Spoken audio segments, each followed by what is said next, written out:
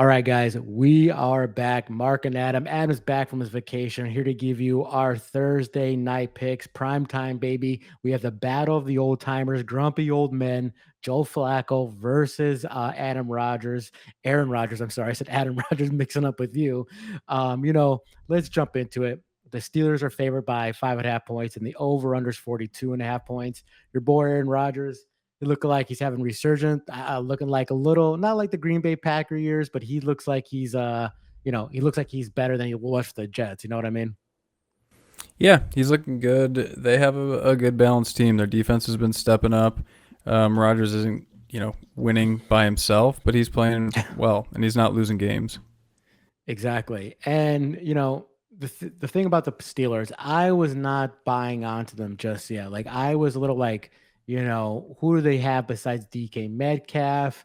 And they're making it work. It's not just, they need somebody besides DK Metcalf. He's just like he took him a couple of games to get used to the system. Now he's going off like gangbusters, but I still think they need a second punch. It just can't be Jalen Warren, a running back who's going to be leading. He leads the team, and he's their second best receiver in yards. That is Jalen Warren, and I don't think it should be a running back. I think it should be another wide receiver, or at least a tight end, Smith or Fairmouth. So I think they need somebody else in DK Metcalf, and I think they need to make a trade for that. I mean, I wouldn't you agree? Like they need a speed guy, somebody to go over the top, if you will.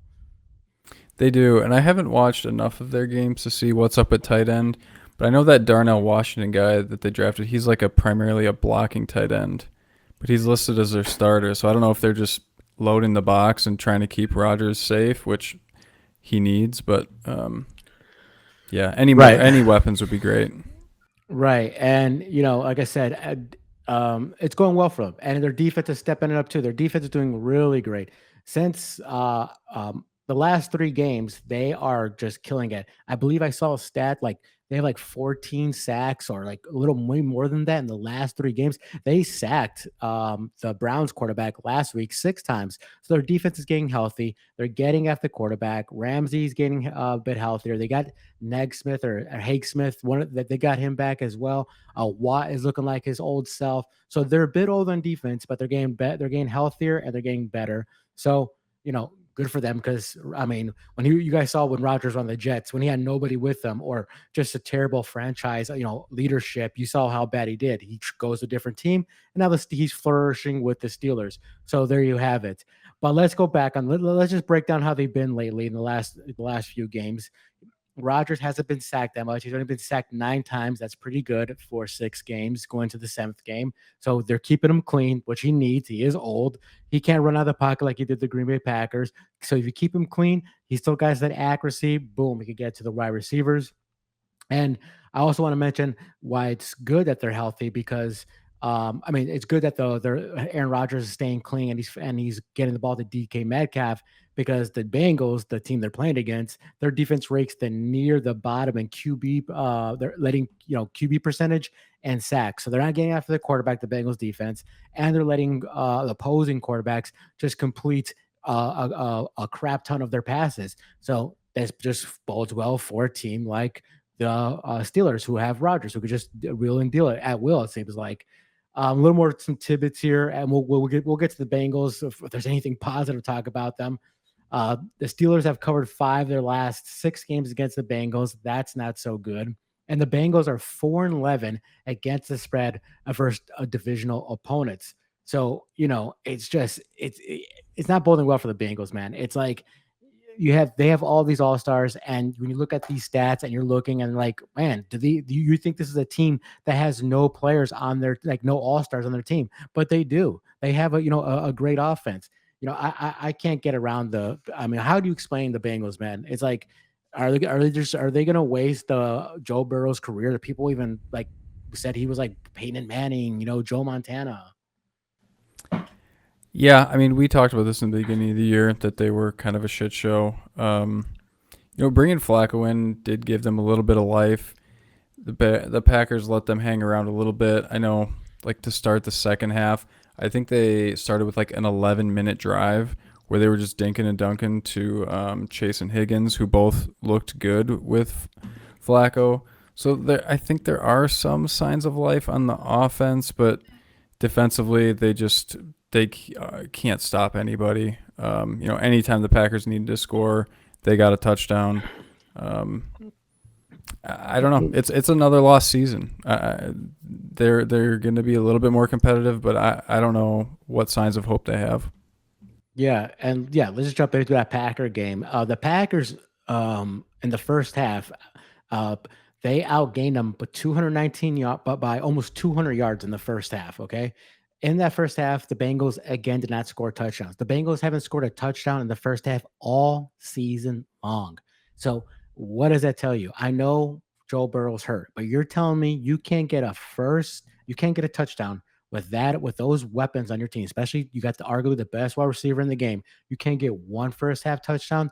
That is bad. I could see Zach Taylor, their head coach, being gone this year with the help with like their training coach because they're Joe Burrow or Joe Burrow's just injury prone, man, because the guy has been getting hurt and hurt and hurt almost every year, and and also it's an organization problem. Everybody knows the Bengals have a terrible offensive line. They've always had like it just makes no sense to me. Like you should be going getting the studs of studs to protect a guy who has all the mechanics and talent to be one of the best quarterbacks in the last 25 years in the NFL. But no, the guy he's like a punching bag back there. He's a rag doll. People just hit him and he breaks like glass. So I don't get it. It's a terrible random organization. But let's focus now. I'm ranting a little too much here that the Bengals are just ruining Joe Burrow's career.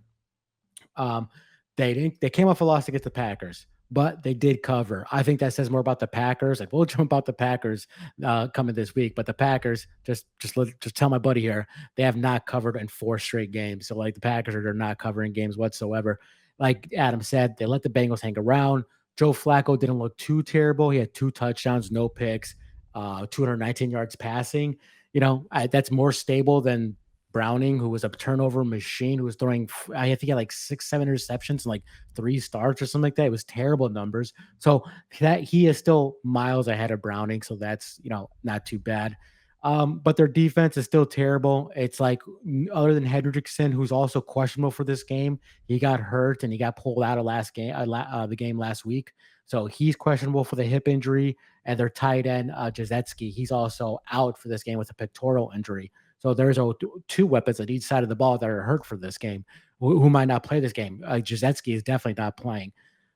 Still turtle. I've been saying it. I'm not going to say it anymore, but I'm just going to mention it every time. Stupid or this is how dumb organization. Bengals have a terrible running back room. What do you do to help a bad quarterback? What's his best friend? A running back. Chase Brown and Sam Pernini, whatever his name is, they're terrible running backs. Go get somebody to protect. If you want to save this season whatsoever, I'll be on the phone right now and get myself a decent running back who could help take the load off the quarterback. But no, they don't do that. So terrible running back room. I think it's the worst in the NFL. They rank 29th in both yards pure allowed and pure play around. So they're letting teams pure play just get a lot of yards on them, and their opponents.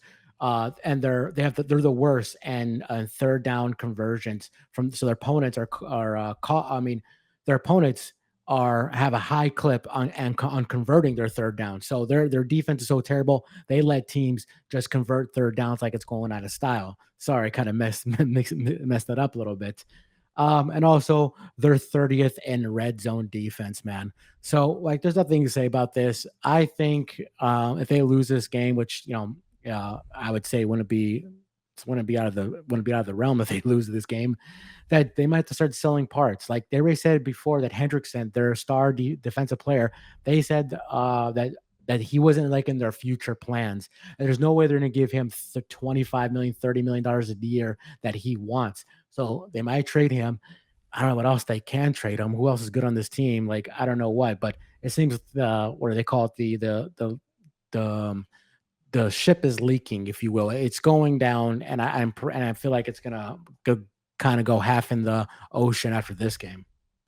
I think Hendrickson for a pick and or a offensive lineman would be a good start because their defense already sucks. He's not saving anything, but if their offense could actually put up points, I don't know, they might be competitive. But it's more than one move away from saving this team, obviously. So I think this is what you got to ask yourself for this game. You have the Bengals who covered against the Packers. They have a better quarterback, a more competent quarterback, and he's getting the ball to his weapons. Jamar Chase, I believe, had 10 receptions for like 97 yards and 2 touchdowns or 1 touchdown against the Packers. So he was feeding him the ball. So it's a rival game. It's in Cincinnati. And do you believe, are you going to ride this train that is the Steelers that looks like it's rolling? Also want to put out there the last 3 games, the Steelers are allowing only 14.7 points. So 14.7. So their defense looks like it's looking like how we know the Steelers defense, if you know what I mean. So what do you think, man? Are you going to ride this Steelers train, or are you going to take the better quarterback that's in Cincinnati with some weapons? I'm riding the Steelers train. Even the receptions Jamar Chase got in that game, I'm not saying they were lucky, but they were like circus catches. They were guys all over him. I think it was a bit of a fluky first start for Flacco. I don't think he's going to be able to consistently do that. I think the Steelers are just too balanced and can cover. This is tough. I mean, I always say this, but like I'm always looking to buy low on these teams, and like and get when the public like, they got 5 points and they covered with the Browns. That is, I'm going to say 2 things here. I'm going to say because it's Thursday for Thursday night football. I'm going to tell you we do our best bets for our weekly show. I'm going to give you my best bet right now, so it's on record. For one of my best bets is going to be the over 42 half in this game. This is going to go over the number. I think the Steelers are going to be able to score at will against the crappy, terrible Bengals defense. But I also think the Bengals defense is going to play like we got to catch up. They're going to get some last minute touchdowns, and I think they're going to put some points up. So give me the over as my best bet when we do our weekly Walver picks for the week. But I got to take the Steelers to cover the 5.5 points. Yeah, I was leaning towards the Bengals, but if Hendrickson's out, he is their lifeblood on defense. Then there's nobody that you're fearing because he has 4 sacks. So if they lose him, then the guy who gets after the quarterback, the only person doing anything under defense is gone. And and if he's still beat up, that's tough. That's tough. And so I'm going to take. I am worried about this defense. I'm worried about Steelers defense keeping up with Jamar Chase and Higgins, but I think the Steelers do enough and could probably win this by a touchdown. I'm thinking like 27-20 kind of game, or 24-14 or 24-17, something like that. But I do think that goes over 42.5, and I'm with you, man. I just think the Steelers are going to cover the 5.5 points because you can't trust this Bengals defense more than anything. And Joe Flacco might look good, but he's not playing on defense, and those wide receivers are not playing on defense. So, guys, that's our Thursday night picks. Pay attention for our Week 7 picks. Those will come out Thursday night or Friday morning, give or take, depending how my work schedule is and how crazy it is. But that's what we're going with. We're both taking the Steelers to cover the 5.5 points in the grumpy old man Thursday night football game. So, guys, we will see you in the next one. And like and subscribe. All right, guys? We'll see you in the next one.